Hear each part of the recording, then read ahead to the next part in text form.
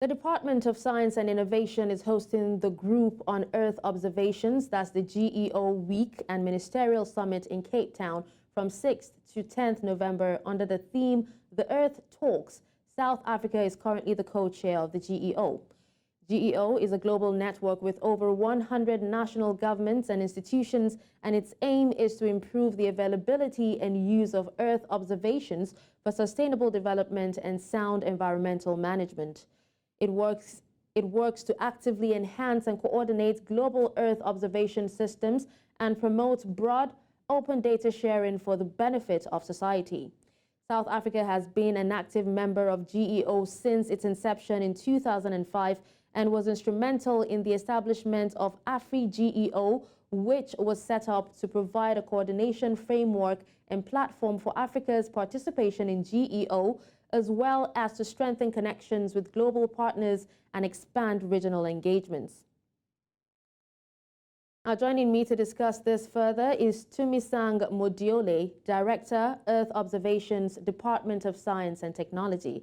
Good morning and thank you for joining me, Tumisang. Good morning, ma'am. How are you? Very well, thank you. So now take us through the goals. All right, so take us through the goals and objectives of the Cape Town GEO Summit. So as we have already mentioned, GEO was established in 2005, and over the years, the Earth observation experts meet annually to just give progress on the work that has happened over that year. And every few years, maybe 4 to 5 years, we have what we call a Ministerial Summit. And in this Ministerial Summit, this is where the ministers of the GEO members come together to meet and discuss the progress that GEO, the implementation that GEO has made and progress that has been made. So this year's objectives for this Ministerial Summit is for us as the GEO members to increase visibility of the critical role that Earth observation plays and the partnerships that GEO has made over the years. We also seek to secure validation of the GEO post-2025 strategy, which is the new direction that GEO is taking from 2025 for 10 years.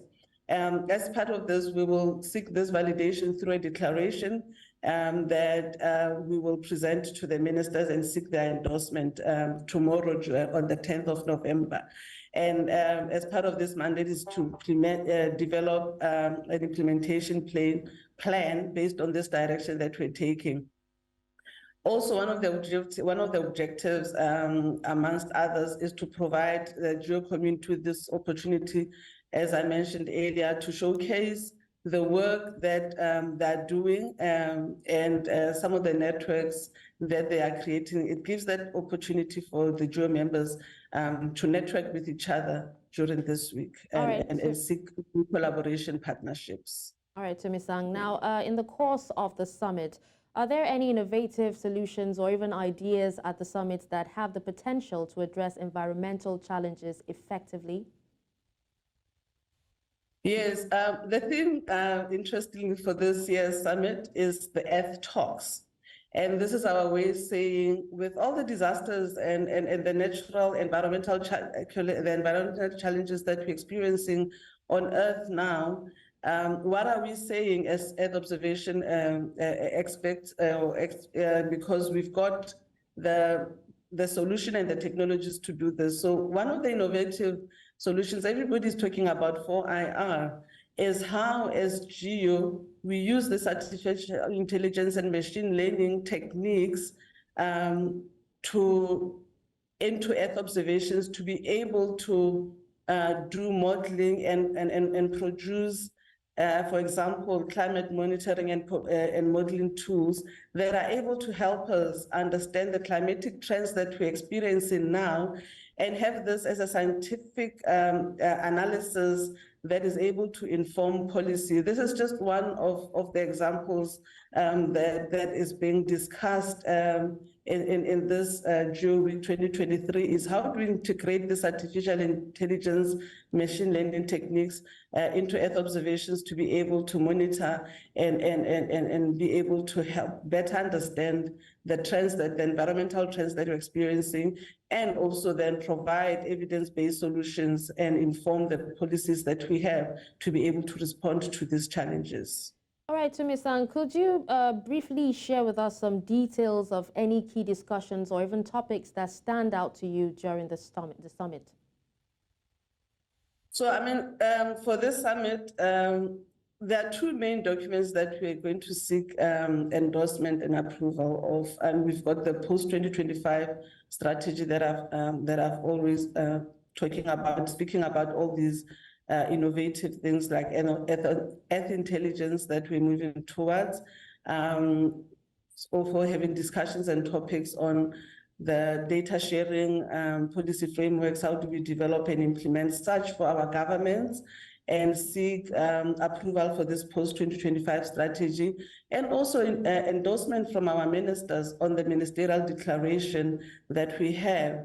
One other thing that is quite important for us is access to Earth observation data by countries, especially by less resourced countries that we have. What are the collaborative efforts that we have as countries to help these up and coming or less resourced countries to also have access?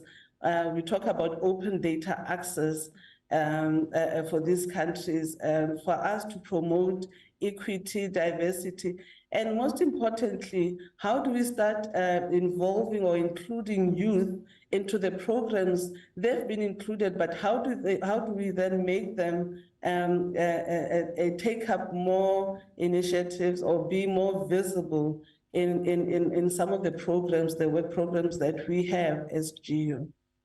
All right. You actually did talk about some of the environmental challenges, but can you share with us also some of the successes that you think you can share with other stakeholders at the summit? Some of the successes that we had, you've spoken about AfriGEO, and I think that's one of the main things that we've been able to achieve in GEO is being able to set up these regional coordination mechanisms and also assisting countries to set up their own national coordination mechanisms as part of GEO to be able to collaborate and network within our countries on this. We've got, and how do we also drive collaborations as GEO members on some of the early warning systems that we are able to, how do we say, develop and so that they are able to benefit all the GEO members. How do we work together and network and make data accessible to all that are in GEO? I think that has been one of the successes that we've experienced in this week, with people being able to talk about the things that they've been able to do within GEO. All right, thank you so much for joining us to discuss this, Tumisang, and thank you so much for taking time out of your busy schedule to, be with us on the news this morning. Thank you, sir.